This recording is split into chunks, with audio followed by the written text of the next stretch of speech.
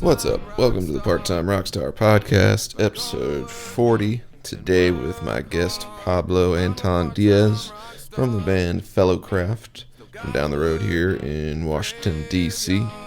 Fellowcraft is an indie prog metal band. Been at it a few years now, and Pablo is the guitar player. So we got along real well on that front, talking about all things guitar related, our heroes and influences and stuff like that.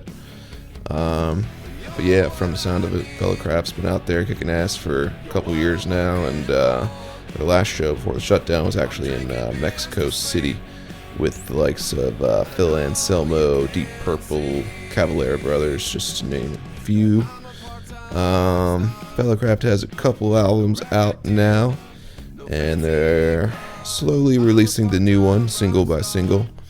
So we talked about that, specifically the song Coyote and the Desert Rose, which is related to crossing the U.S. border under some extreme, austere conditions and hardships and everything that comes along with that.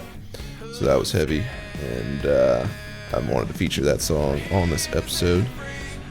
You can find it on iTunes, Spotify, or wherever you listen to music. In any case, if you are listening to this and your friends are fans of the band, thanks for supporting local music, and thanks for supporting the bands. Hopefully you're doing all right yourself, staying safe and sane, all that stuff. As always, if you happen to be in a local band and got new music coming out, always feel free to hit me up and we might be able to do an episode. I should say, lastly, if you're one of the people who's been streaming Dispensary Kid by my band, my eternal gratitude and thanks. It seems to be kicking at least a mild amount of ass online, better than I thought it would, so thank you. But anyway, without further ado, Pablo from Fellowcraft.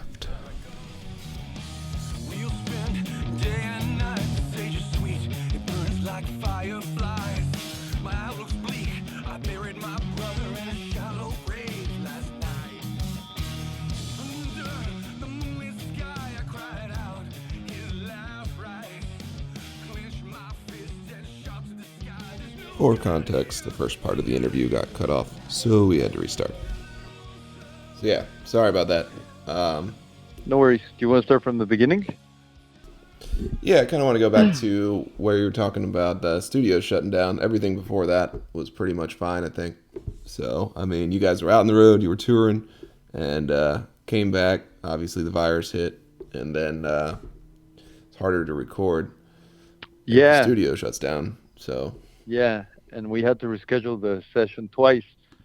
But then finally August rolled along and we said, whatever, let's just do it. And so we had our producer fly into D.C. and that was also kind of a mess because almost nobody was flying back then. And so he didn't have an easy experience flying here. He was actually... detained at customs for a while because nobody was being, like, only I think like essential workers were being allowed inside the country back then. So he was detained for like 6 hours, but then they finally let him through, and the next morning we just went into the studio, and the entire recording took 4 days, which were basically almost 24-hour days of just like working and recording as much as possible. But the experience of it was like pretty cool because I think in a way the record came out even better than it would have if we would have kept our original recording date back in March, just because we didn't do anything in between, and we were just so frustrated and so angered by everything that was happening and just being locked at home and all of our plans going through the window. And so, so being able to go into the studio was a pretty cathartic experience. I think we definitely poured ourselves into the recording, and it ended up sounding amazing. And we were pretty lucky to work with a talented, world-renowned producer who helped us make the best of the equipment we had and make the best out of the studio that we recorded, which was Coda here in Capitol Hill. And everything just sounded amazing. The drums sounded huge, Yeah. it's something that we're quite proud of. That there's actually we use no triggers in recording the drums. Those are all like the raw drums. There was no programming, no triggers, no anything, Awesome. and they Yeah. still sound huge. And also a few of the songs came together during quarantine because we kept writing material. We kept like exchanging, like recording it on GarageBand and then sharing it with the rest of the band and have the rest of the band Yeah. add their parts. Um, Basically remotely, and it worked out pretty well. And we're quite proud of the results. Um, the band has been lucky enough to be consistently growing in the past couple of years since we joined. Because the band, I mean, has been around for 6 years. It Okay. started back in 2014, but back then it was just a power Yeah. trio that used to play like I don't know, like cover gigs at different bars in the city. And then from there it started growing. And then when the original drummer quit, that's when JR, the singer, invited me and Zach, who's the new drummer, to join the fold. And ever since we joined, we kind of like changed the aesthetic of the band a little bit. We also changed the sound of the band. So Yeah. it used to be more of a blues. Like if you listen to some of the earlier stuff that's there on Spotify, Mm-hmm. it's more like a blues rock type of uh, yeah uh, type of vibe. But Yeah. because of the influences that we had, we've turned it more into kind of like an alternative metal or kind of like even progressive rock Yeah. band. So I mean, we've been getting a lot of positive feedback. Like I said, we were already touring. Um, we were playing a festival actually. Like the day that the quarantine started, we were at a open air festival, and we were where we got to share the stage with Oh yeah. Static X and Phil Anselmo and Deep Purple Oh wow. and a couple of other really big bands. And Where was that? that was in Mexico City. Oh wow. It's a festival called the Hell in Heaven Fest, and Yeah. luckily we played during because it was a 2 day festival, and we played the first day, but we were scheduled to stick around there for the second day, and then when things shut down, we just had to like immediately try to change our flights and run home as soon as Mm. possible. Yeah. And that was actually on the Sunday, March 15th, that we got a chance to fly back because on Monday everything shut down. So Yeah. it was pretty crazy, but it was a cool experience. I, yeah. No, that's awesome. I mean, those are some big names for sure. Yeah, I guess I have a couple questions based on all that. Just to confirm, you were talking about the latest release that you guys put out, which was "Make No Sound" and "I Will Not Accept the Truth." Yeah, well, all of these singles, and that's also something that happened Yeah. due to the quarantine, because right now there's no shows, and so what we thought is like usually what we would have done is just put out one or two singles and then release the whole album. Yeah. But because we didn't have much going on, we thought of the idea of like let's just release more singles and space it out. So we ended up deciding out of the 9 songs that are going to be in the full album, we made the decision to release 5 singles and just space them out and release like one at a time every Yeah. month. So between now and March, which is when the full album is being released, we're releasing one single every month, and we're trying to do the best in like heavily promoting each single individually. Yeah. We recorded a couple of music videos, one of which is for "I Will Not Accept the Truth," and it's already out on YouTube. Um, Awesome. and then for the next single, which we will be releasing in January, like mid-January, we have another really cool video coming out. That was actually a video that we shot at this festival, and it was meant to be. At first, it was meant to be just like an after movie for the festival, but when everything happened, we just decided to repackage it and repurpose it as a music video, and it came out really pretty awesome, and we're really excited about it. And ever since, uh, we've been lucky enough to start getting press for our That's releases awesome. and promos, and so our listener count is has grown significantly on Spotify. So it's not all bad. Like we're just trying to stay busy, man, and we're trying to not let this Yeah. project die and keep it on the ICU, alive and well, until we can Yeah. get I back out there. mean, these aren't the greatest of times, obviously, but I mean, in some ways, I'm kind of in the same boat. Like, I use the time to record a new EP and just, release it song by song, like you're talking about. Um, but where are you from, actually? Well, the entire band is based out of here, out of Washington D.C., but I'm originally from Mexico. Okay. I've been here in the States for 8 years, maybe. Um, Yeah. and just like everybody else in DC, I ended up here because of work. Yeah. Right on. Are you familiar at all with Sepultura then? Oh yeah, absolutely. Of course, Yeah. they're amazing. Uh, they I they know. a- they actually played at this festival that we were in, so we got a chance to meet them backstage. They weren't playing at Oh, that's Sepultura. awesome. It was, I don't know if you're The familiar. Cavalera brothers? Exactly, it was the Cavalera brothers Yeah. that have a project called Roots. They're basically doing like the 20th or 25th anniversary of the Roots record and just Yeah. playing the record in its entirety.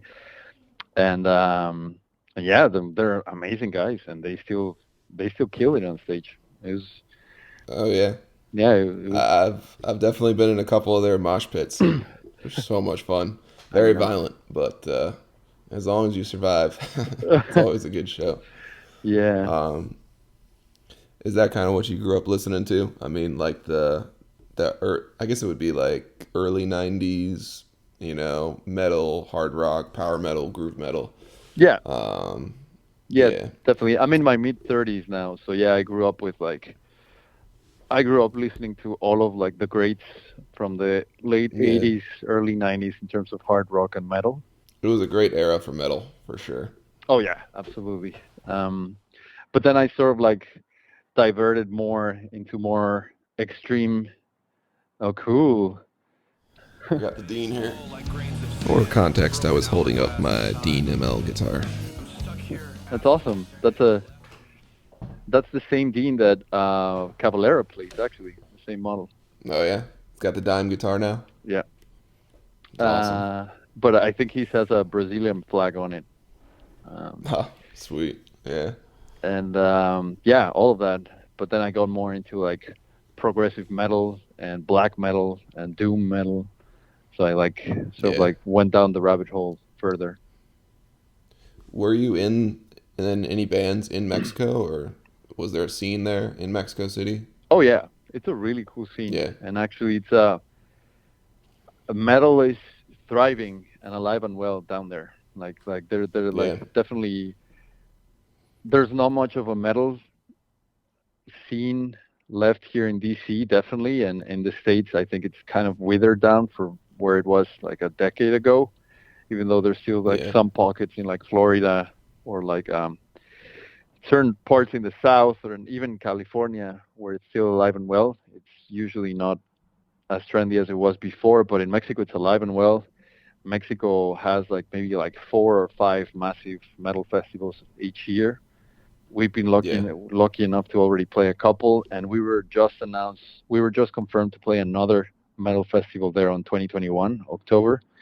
It's called the Mexico Metal Fest in northern Mexico in Monterrey, and this one's gonna have yeah. a bunch of other really cool big bands as well.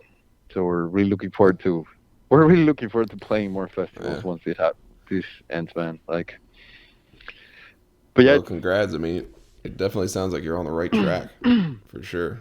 yeah, So, we've been lucky enough, and it sort of happened accidentally. I think just because I'm the only metalhead in the group.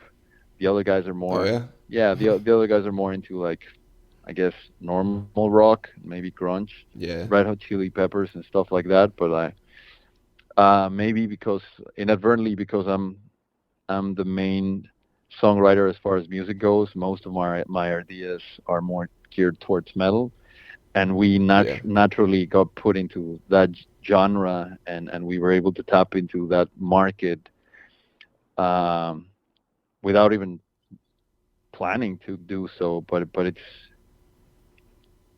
it's great Yeah. news that it happened, and it's been a great journey, and we want to keep it going. You know, I couldn't be happier. Like this is exactly the type of music that I want to be playing, and it's exactly the type of audiences that I want to be reaching with my music. So it's it's perfect. Yeah. Well, I think it shows, man. There's some solid riffage there, some solid leads. I mean, it's guitar oriented, and like I was showing you my guitar a second ago. I mean, I'm a guitar player first and foremost. So I hear that usually before I hear anything else in in a song, and That's cool, you man. got some cool stuff going on, Thanks, man. and like also, on that song I mentioned before, the Coyote and the Desert Rose, I thought it was kind of interesting that your singer went off and did like some spoken word stuff in that song as well to kind of give it that extra, I don't know, something that stands out. Yeah, I he's actually so yeah. I've Sorry. experimented with doing that a little bit myself. I think it's cool when people do that. Absolutely, it's very dramatic, right? It's like Yeah, it really stands out, and it can be a hit or a miss because I've heard some spoken words in songs that I'm like, ooh, this isn't hitting the right note, but I yeah, think he does it beautifully. He's a great lyricist, probably the best lyricist that I've had the opportunity to work with. He just yeah, can really paint a picture of a particular scene and then perfectly convey what is kind of like the emotion that is associated with that scene. So with yeah. Coyote, the story that he wrote was about a couple of friends a couple of friends from Central America that basically are making the journey through the desert to try to like illegally Hmm. cross into the U.S. and basically all of the hardships that they're going through and how badly they've been treated and one of them dies and then the other guy has to just bury him in the desert Wow. and it just speaks to the power um, of human will to progress to something better and trying to put your shoes in trying to put yourself in somebody's shoes who imagine how bad they must have it wherever they're coming Yeah, from if they rather come here and deal with this and still be okay with that. yeah. That's heavy. I think it translates to the song really well, for sure. Thanks, man. Um, and like I said, you holding it down on the riff end of things. You know, you got some good tone going, and I don't know, it's almost like a little Zach Wildy, like it's a real fat meaty tone as a guitar player, I can say. Awesome, man. But Appreciate that it a lot. works for metal. Yeah, Appreciate you that. don't have a lot of those mids in there. It's usually where us metal players we drop those out, and then yeah, Oh yeah. you got a real good tone. Like which guitar players in particular do you think you kind of modeled your playing after, or like learned a lot of? I think the guitar players that I admire the most, I really admire, for example, well, I guess I grew up listening to Joe Satriani ever since I was like maybe 6 or 7 years old. I mean, I remember Yeah. asking like Santa Claus for Joe Satriani's new album and new CD for Christmas, and so I think a lot of his phrasing style and the way that he constructs melody in his solos is something that I naturally gravitate towards, just because Yeah. it's what I heard most of my childhood.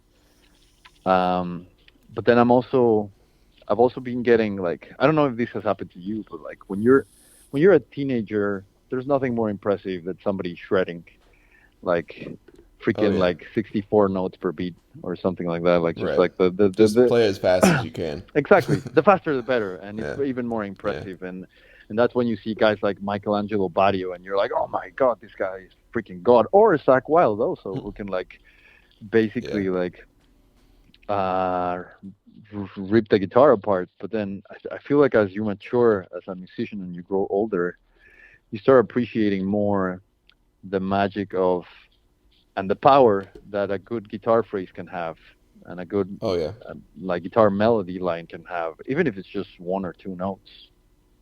And so that's when you Yeah. start I mean, I could. appreciating more like David Gilmour and Eric Clapton and Yeah. guys like that.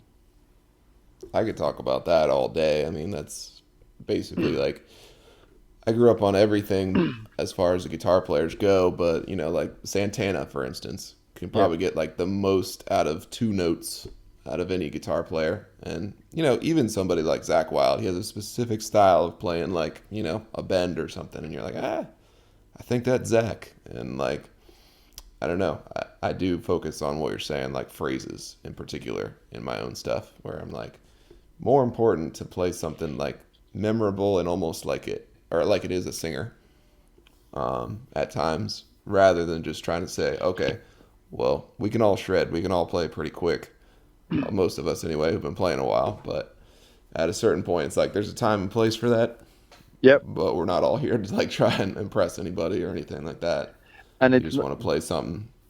yeah, and that's maybe why it's not in style anymore. Because I absolutely agree with what you just said. Like anybody, if you practice 5 hours a day, it doesn't matter who you are. Anybody can play fast. Anybody can play fast. But like Yeah, being able to actually convey an emotion and make the audience feel what you're feeling in the moment that you're playing, yeah, just with a very simple 3 or 4 note phrase.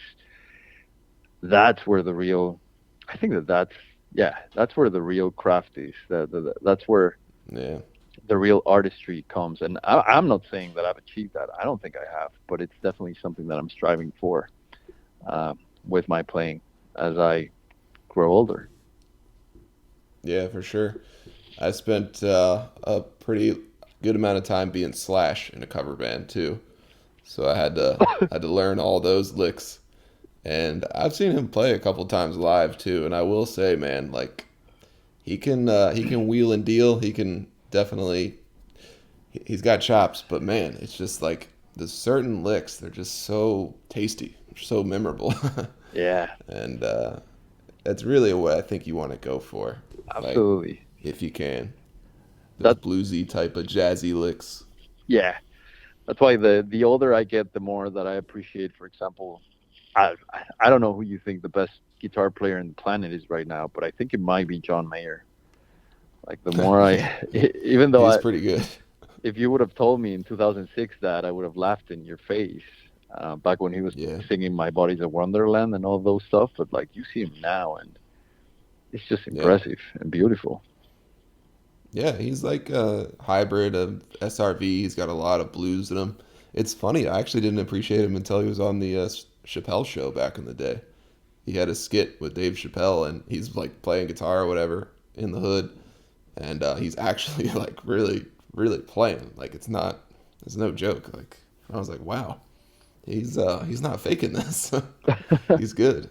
Yeah, And then I had to like kind of re-listen to his music and go like, wow, like he's even got a great talk of when he goes back to Berkeley and talks to the kids in the audience about whatever it is he was doing in the college days.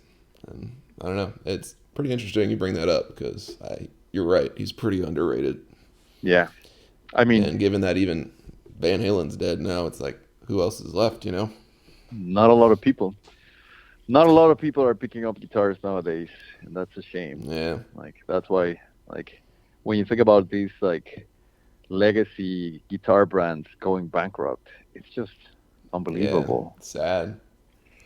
Yeah, Well, there's still people carrying the torch. You're one of them for sure. yeah, and you're one of them Um, too.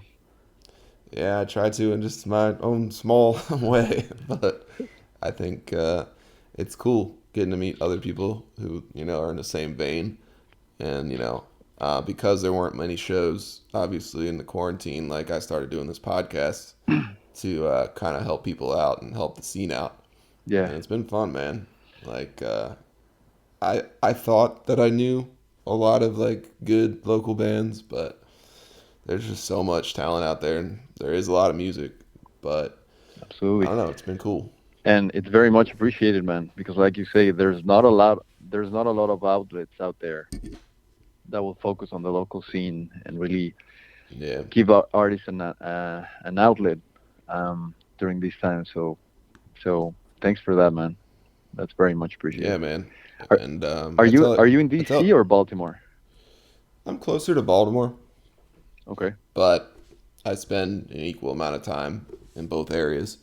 So I actually work in Virginia, actually. So, um, I don't know. I get around, but there is a halfway decent, I don't know, scene here in Baltimore, and then especially for the rock stuff Oh and yeah, the rock and punk and metal stuff, like the Auto Bar and everything else. absolutely. Um, I know. Every time we go to Baltimore, we're so impressed by it. We want to be able to connect more with the Baltimore scene because it's really more the type. It's a scene that's more appreciative of the type of music that we play versus for DC, sure. which is more Yeah. into like pop and hip hop. Yeah. Yeah, So I've almost never played in DC just because I don't know. It's hard to find a rock venue.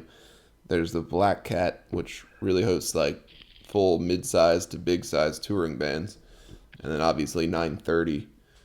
But I don't know. There's not as many smaller venues as there used to be. yeah, there's one. I mean, they're struggling right now, and who knows if they're gonna make it. But like, if you get a chance, Pie Shop is an amazing venue for rock Yeah. music out on H Street, and then Atlas Brewery. I don't know if you know. Oh yeah, I've been to Atlas. Yeah, the metal shows at Atlas are amazing. They're always a lot of fun, and they Really? bring really, really good extreme metal bands from the I East didn't know Coast they had metal shows at Atlas. That's interesting. every Thursday before the pandemic, and hopefully after Yeah. as well. But yeah, every Yeah. Thursday night, Hopefully. if you don't have anything going on, go check out the metal shows there. Yeah, and I'll keep an eye out for your band as well if you guys get another booking there. Absolutely, man. So, Absolutely. And hopefully we'll be able to go up to Baltimore soon again too. Last one we played was at Fishhead Cantina this year, oh actually, yeah, back in February, and okay, that was an interesting show for sure. yeah. That's funny because that's like my home bar. Mm. Like I'm there playing music as often as I'm there, just drinking or whatever. And if you get a good night there, they're really appreciative of like metal and rock. It's one of the last few places outside of Baltimore that like will have harder music play, and you'll still get a crowd. We didn't have a great crowd when we played there. We probably had 60, Yeah, 50, 60 people, but we still had a lot of fun. So it was a cool yeah. experience. And yeah, we're definitely down to come. The guy that invited us to play there was Frank Everly. Everly probably. Yeah, yeah. Yeah. Yeah, definitely try to look into getting shows in Baltimore when it comes back. I mean, if you can get in at the Auto Bar, I don't know if you played there yet.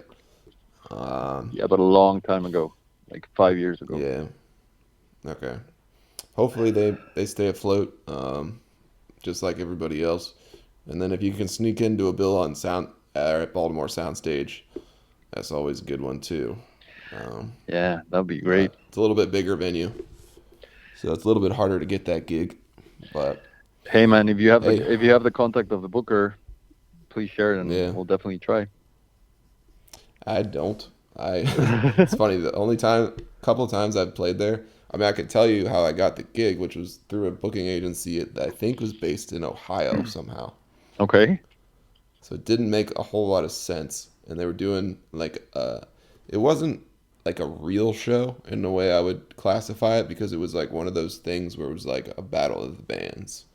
It was more like for a while there they would book like 10 bands in Oh wow. like a day. So the show would start at like I don't know 3 p.m. and go to midnight or something. Wow. That sounds cool. So I got in on a couple of those, but I wouldn't say I'd necessarily recommend it other than just for fun. If you want a real packed show, you're probably going to need to get in with another good band, I would guess. But, doing stuff like this hopefully helps get your name out there. Um, That's what we're you trying know, for sure. and obviously you guys got good shit. So, what's in the pipeline? Like, as far as releasing these singles, is it a full album's worth of songs, or is it more like, okay, Yeah, so we recorded 9 songs, and okay, like I said, we're releasing singles every month. So the next single we're releasing January 12th, and that's gonna have a promo video to go with it. And then the next one is February 5th, and then we're dropping the full album on February 26th. And then after okay, that, right on. we have a live stream scheduled for March 2nd at DC 9. And then after that, we don't have anything else booked until this festival in October 2021. So I hopefully gotcha. after that, we'll just wait to get vaccinated, and then after that, we'll start trying to book more stuff as venues start Yeah. reopening. Sounds good. I mean, I'm definitely gonna plug your music video for one, and then I guess the album date, and then your last single. Um, I'll probably use the Coyote song for this episode in particular, but like I said, it can kind of be whatever. Cool, man. Um, yeah, is there anything like I don't know you wanted to get into that I didn't bring up? Um, Usually, I do kind of ask people like what they do outside of music for work, since I kind of base this podcast about the working musician per se, not necessarily big famous rock stars or anything like that. Yeah, yeah, no. Well, we definitely all have day jobs because Yeah. there's no way that we could make it work without them. Mm-hmm. And so the singer is a consultant um, for a geospatial company. The bass player is another consultant for a training company that does like training on different types of softwares. The Yeah. drummer is a lobbyist. He works for a bioenergy lobby firm, and then Yeah. I work for a nonprofit, an international nonprofit here in DC. So yeah, Wow. that definitely keeps us busy 9 to 5. Yeah. But I think that the band is what's keeping us emotionally healthy through these times. Just being able to like have a carrot, Yeah. see a light at the end of the tunnel, and I don't think we have any other hobbies besides this. Like we just go to work and then after Yeah. that we play. That's all we do, really. Yeah, that's cool. Do you guys still have a jam space that you can meet up at, or has it been closed down? Well, we used to practice out of a pretty cool practice space here in DC called Seven Drum City. But with the Yeah. quarantine, that hasn't been possible, and so right now we're practicing out of our singer's basement. So for the Fair time enough. being, yeah, we're still meeting at least once a week just to keep our chops. Yeah. And Yeah. and since there's nothing else to do, we're already writing new material for our next album. Which, if nothing else happens and we don't have any shows booked, we're probably going to be recording this album sometime in the spring, so we can have Yeah. another batch of songs ready to start promoting them when things start reopening and we are finally able to start touring again. Right on. Well, yeah, that's pretty cool. Um, I'll definitely get this edited up and send it over to you guys. And like I said, if there's anything else you could think of that you want to add in, I'll do that in like the notes part of the thing. Sure. Um, I don't know. You mentioned playing in Mexico City for that festival. Would you say that was like the biggest gig you guys ever got, or you got other big ones as well? No, we played a handful, maybe like 4 or 5 big shows at this point Yeah. in the past year. I would say we've played 2 festivals so far. We also played a really big festival.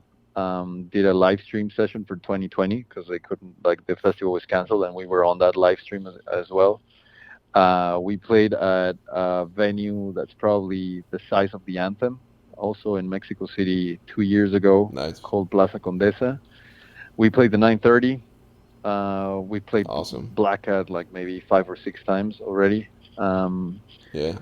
yeah, and but yeah, other than that, the other shows that we've done in, like, I don't know, like Baltimore, Philly, New York, have been in like smaller bars. We played the Fire, Yeah. which is a small bar Yeah. in Philly. It's a really cool joint. Yeah. We had a lot of fun there. We played Fish at Cantina this year as well. So yeah, as far as like big festivals, we've only played 3, and we have a 4th one scheduled for next year. Yeah. Um, the 930 was a lot of fun when we got to play there. I Um, bet. Wonderful experience, and we're hoping that we can do that again soon. Um, but you're right. It's not an easy venue to get into as a local band. Yeah. Yeah, definitely not. Yeah. Well, yeah, man, I definitely appreciate you coming on and talking. Absolutely, man. Um, Appreciate the invitation. yeah, like I said, anything I can do to kind of help people's bands out. It's actually surprisingly like more convenient than I thought. So, um, yeah, when shows do come back around, I'll definitely be looking to check you out. Likewise. And like I said, also when you get the new material, just hit me up. Um, we can easily throw together a quick podcast to promote it. And I'm also willing to hang out in person, depending on the time and place or whatever if it works out. Absolutely, So dude. We're definitely um, down to do that as well, and we'll check your band as well. What's the name of your band? it's called the Hollow Truths. Hollow Truths. Um, That's a cool name. yeah, I don't know. I wanted to pay homage to a lyricist that I liked from Philly, but I don't know. It's like alternative '90s sounding rock. I would say we definitely have. I'm a metal guitarist, but I try to keep it a little tame on that end of things. Oh, I hear you, But man. yeah, I did that for I years. could send. Yeah, it's I don't know. It's a lot of fun to play metal, but unfortunately, it's a little I don't know harder to get across these days than it used to be. Maybe I don't know. Oh, absolutely, So absolutely, man. But so yeah, if you guys are on Spotify or Bandcamp, I'll try to go yeah, I'll look send into you a it. link, Sounds good. Yeah, and please do. I'll just get your email, and I can send you a copy of this episode once I edit it. Should probably be out like next week, and I'll throw a song on there, and anything else I can think of, I guess. You know. Perfect. Thanks again, dude. So This was a lot of fun. yeah, man, just let me know when the new stuff's coming out. We'll do another one. We'll do, man. We'll do. Have a great night. All right, Bye.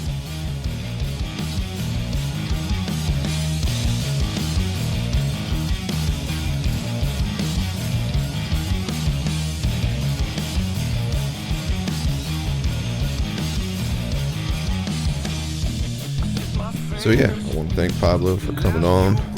The song you're hearing in the background is called Coyote and the Desert Rose. You can find it wherever you listen to music. And other than that, hope it finds you well. Have a good week. And thanks for listening.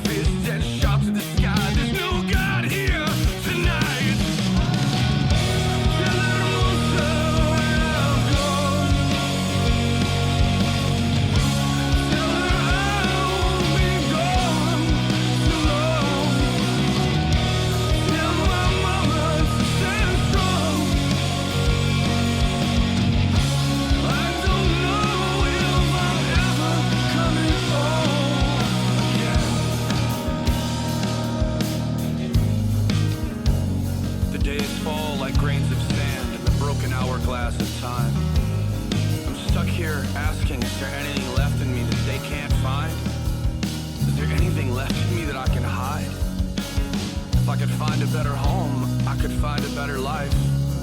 Maybe I'd find a better place to cry. Or maybe I'd find a better place to die.